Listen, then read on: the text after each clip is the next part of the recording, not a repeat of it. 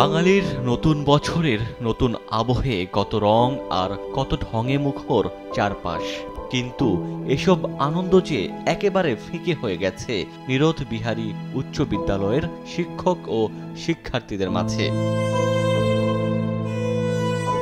গত বছরের ১ সেপ্টেম্বর মৌলভীবাজারের কুলাউড়া উপজেলার লালারচক সীমান্তে বিএসএফের গুলিতে নির্মম মৃত্যু হয় এই স্কুলের অষ্টম শ্রেণীর শিক্ষার্থী স্বর্ণা দাসের।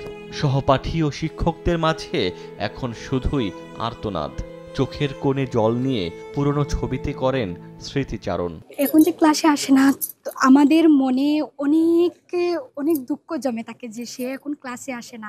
আমরা ক্লাসে বসার পর যখন আমরা টিচার আমাদের ক্লাস নিচ্ছেন, তখন আমরা জানালার দিকে হয় দরজার দিকে চেয়ে থাকি যে স্বর্ণা হয়তো আসবে। সে স্কুলের নিয়মিত একজন ছাত্রী ছিল, সে খেলাধুলা খুব পারদর্শী ছিল, সেই স্কাউটের একজন গর্বিত সদস্য।